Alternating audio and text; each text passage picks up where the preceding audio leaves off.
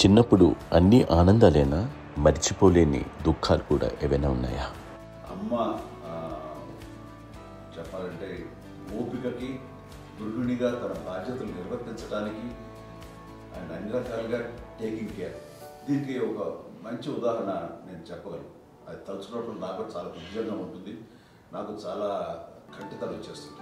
అమ్మకి మేము 5 బిడ్డలు అండ్ పురిట్లోనూ 1 year పెరుగో 2.5 years పెరుగో 3 బిడ్డలు చనిపోయారు. నాకు గుర్తెరిగి పొన్నూరులో నేను 6th class చదువుతున్నాను, 6వ తరగతి. అప్పుడు రమణ అనే ఒక అమ్మాయికి 3 years. రమణ అంటే మా ముగ్గురికి కంటే పెద్దది, మా కంటే పెద్దది, కళ్యాణ్ బాబు కంటే పెద్దది, మాకంటే మధ్యలో పిల్ల. తనకి అప్పట్లో మా నాన్నగారు ఉద్యోగం ఇచ్చా క్యాంప్కి వెళ్ళిపోతుండేవారు. ఏమి ఉంటుంది నాన్న చెప్పాలంటే ఫుడ్లో కష్టపడేవారు, ఇంకా నాన్న చెప్పినట్టు కదా, నావో చెప్పినట్టు. కానీ ఇంటి బాధ్యత, ఇంటి పనులు, రోగాలు వచ్చినా రుచులు వచ్చినా హాస్పిటల్కి తీసుకెళ్ళాలట, ఏదైనా సరే అమ్మే పడేది. ఆ శ్రమ తీసుకున్న టైంలో అమ్మకి అసిస్టెంట్కి నేను సహాయపడుతుండేవాడు ఉండేవాడు. అమ్మ నాకు ఫ్రెండ్స్ ఆడుకోవడం అలా నిజంగా ఎప్పుడు నాకు గుర్తేది, నాకు తెలియదు ఫ్రెండ్స్తో తిరగడం అని సేపు అమ్మ పట్టుకు ఉండేవాడు. అలాంటి నేను ఆ పిల్లకి బ్రెయిన్ ఫ్యూర్ వచ్చింది. ప్రభుత్వ ఆసుపత్రి పొన్నూరులో ఆ పిల్లని చేర్పించినప్పుడు 2-3 days అయిన తర్వాత ఒక బ్యాడ్ న్యూస్ వినాల్సి వచ్చింది. తెల్లారికి కాన్షియస్ పోయింది, ఏం చేయాలో తెలియదు. అమ్మ వయసు చిన్నదే. ఇద్దరు తీసుకుని ఆ బిడ్డని ఒళ్ళో పెట్టుకుని శవాన్ని, డెడ్ బాడీని రిక్షాలో ఇంటికి వెళ్ళాలి. ఇప్పటికీ నాకు గుర్తు ఆ విజువల్స్. అండ్ నాన్నకి తెలియదు ఏ విషయం, నాన్న ఎప్పుడు వస్తారో తెలియదు, ఎలా కమ్యూనికేట్ చేయాలో తెలియదు. అది తీసుకుని వెళ్ళిన తర్వాత ఇంట్లో గొడవ పెడుతుంటే ఏం చేయలేదు. చుట్టుపక్కల ముస్లిం సోదరులు ఉండేవాళ్ళు, ఫ్యామిలీస్. అక్కడ మసీదు, పొన్నూరు మసీదు పక్కన మా ఇల్లు ఆనుకుంది. ఆ ఇంట్లో అందరూ వచ్చి చూసేవాళ్ళు, వాళ్ళే హెల్ప్ చేసేవాళ్ళు. ఏం చేయాలో తెలియదు, నెక్స్ట్ రిచువల్స్ ఎలా చేయాలో, గంపకాలు ఎలా చేయాలో తెలియదు. తను చిన్నది, మిగతాలందరూ పరిసరులే. సో అలాంటి పరిస్థితుల్లో తమిళ వచ్చినప్పుడు చుట్టుపక్కల వాళ్ళు మీరు వచ్చి చేయాల్సిన కార్యక్రమాలు చేశారు. ఆ సమయం నాకు ఎక్కడో కమ్యూనికేట్ చేసి డిపార్ట్మెంట్ ద్వారా నాన్న వచ్చేసరికి అన్నీ అయిపోయింది. ఇప్పటికీ అది నాకు ఎందుకంటే మేము ఇలా ఎన్ని పురుషులు ఎన్నుకుంటున్నామంటే ఎలాంటి ఇది లేకుండా జాగ్రత్త అనే ఒక హెచ్చరికలాగా చేస్తూ అండ్ వాళ్ళకి చాలా సపోర్ట్ చేసి అండ్ ఇప్పుడైతే నా మీద ఎంత నమ్ముకుంటే నేను ఏ నిర్ణయం తీసుకున్నా మరో అది తనకి హాస్పిటల్ అని పెద్ద ఫోబియా. నేను ఎక్కడికి వస్తాను హాస్పిటల్ రాను. ఈ మధ్యకాలంలో సరే అమ్మ మోకాల ఆపరేషన్ జరిగింది. అమ్మను కొంత బాధపడుతున్నావు, అసలు ఈ రోజున వచ్చిన మెడికల్ అడ్వాన్స్మెంట్ నీకు అసలు ఏ బాధ తెలియకుండా మోకాల ఆపరేషన్ రీప్లేస్ చేస్తారు అని వీళ్ళందరూ చెప్పాలి, భయపడతాను. ఎందుకంటే ఫస్ట్ ఎలా నాకు సపరేట్ అవుతాను, ఎలా చెప్పాలి తెలియదు. ఒక్క వీళ్ళంతా కలిపి నీ మాట వింటారు, నీ మాట మీద నువ్వు చెప్తే వింటుంది. సరే వీళ్ళు చెప్పాను అంతే. ఏదో 4 పావు ముందు చెప్తే ఎలా అవుతున్నారు, సరే ఇష్టం రా లేదులే మా ఊరికి పర్లేదు అన్న. మళ్ళీ ఇంటికి వచ్చాక మళ్ళీ ఇంకొక తెప్పించి, మిషన్ తెప్పించి మళ్ళీ టెస్ట్ చేయించి అందరూ బాగుంది, ఏమి లేదు అన్న తర్వాత అప్పుడు పుస్తకంతో పట్టడం ఏదో ఉంది, మామూలు టెస్ట్ చేయించాలని చెప్పి శ్రద్ధ ఎక్కువ. మీ పిల్లలకి సంగీతం, డాన్స్ నేర్పించారని విన్నాం, అది నిజమేనా?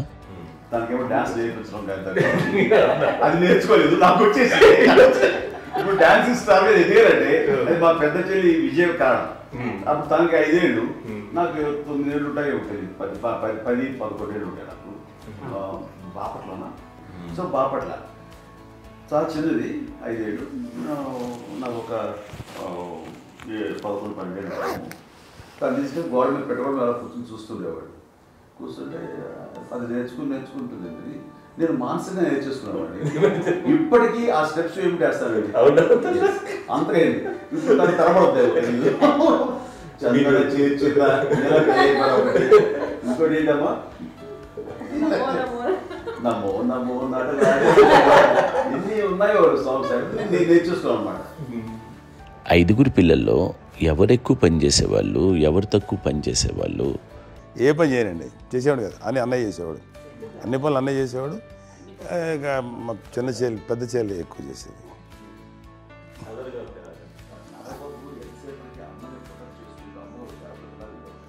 అదే అబద్ధం అండి. అది అన్నయ్య నన్ను గౌరవంగా మాట్లాడుతున్నాడు కానీ అన్నయ్య అవుట్ ఆఫ్ ప్రొటెక్షన్ మాడుతున్నాడు కానీ అవుట్ ఆఫ్ మాడుతున్నాడు కానీ అసలు ఎప్పుడు ఏ పని చేయలే. లేదు నిజం ప్రామిస్ అండి, ఏ పని చేసేవాడు కాదు. మా ఇద్దరికి మధ్యలో పాపం అన్నయ్య చాలా పని చేసేవాడు. ఎంత పని చేసేవాడు, నేను ఇచ్చిన తర్వాత మళ్ళీ నాకు ఏదైనా చిన్న పని చెప్తే అది కూడా నువ్వే చేయనివ్వండి. ఆ కోపం వచ్చి ఒకడు కొట్టేవాడు, కొడితే కోపం వచ్చేది తప్ప నేను వెళ్ళేవాడిని కాదు. అమ్మకి ఎప్పుడు ఏంటంటే ఇడే పని చేయడని, అంతే. నిజంగా ఏ పని చేసేవాడిని కాదు. అవునా? లేదు మహాప్రేమ.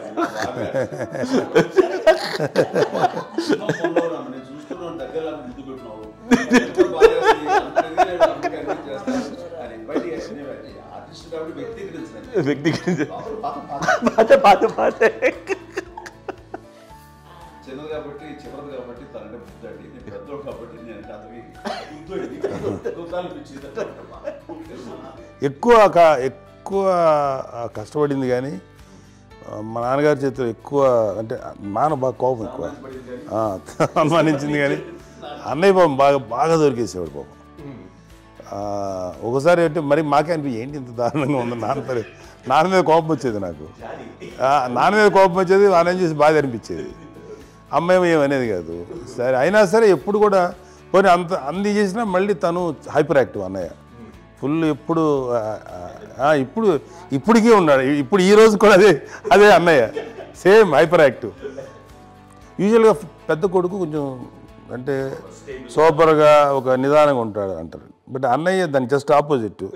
యూజువల్గా ఆఖరి పిల్లలు హైపర్ యాక్టివ్ ఉంటారు, అన్నయ్య పుట్టడమే భయంకరమైన హైపర్ యాక్టివ్. ఒకప్పుడు అమ్మాయిల్ని ఎక్కువగా బయటికి పంపించేవాళ్ళు కాదు, అబ్బాయిల మీద కూడా అనేక ఆంక్షలు ఉంటూ ఉండేవి. మీ పిల్లల్ని అలా ఆంక్షల మధ్య పెంచారా, లేకపోతే పూర్తి స్వేచ్ఛనిచ్చారా? అంటే మాకు మా నాన్నగారు కానీ మా అమ్మగారు కానండి మాకన్నా చాలా బ్రాడ్ మైండ్ ఉన్న వ్యక్తులండి. ఎందుకంటే పిల్లలు ఎక్కడన్నా బయటకు వెళ్తే ఇప్పుడు మేమైతే భయపడిపోతాం. మా విజయ్ కానీ మా చిన్న చెల్లి అన్నయ్య నేను అందరం కూడా ఇవాళ ఉన్న పరిస్థితిలో వాళ్ళు ఎప్పుడు భయపడేవాళ్ళు కాదండి. ఎక్కడికి వెళ్తాను వెళ్ళనిచ్చేవాళ్ళు, లేట్ అయినా సరే ఏమనేవాళ్ళు కాదు.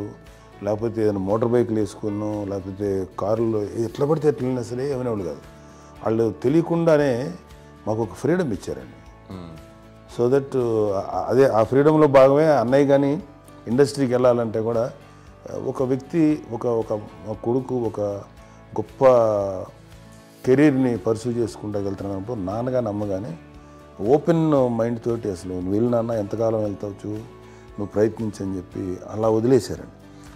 అన్నయ్య కూడా ఏంటంటే మోస్ట్ రెస్పాన్సిబుల్గా వెళ్ళి చాలా మేజర్ అమౌంట్ అన్నయ్యకి కూడా పెద్ద అమ్మకు వందలు ఇచ్చేది కాదు. కరెక్ట్గా ఆ ఇన్స్టిట్యూట్లో చదువుకునేటప్పుడు ఎంత ఇవ్వాలో కరెక్ట్గా ఇచ్చేది.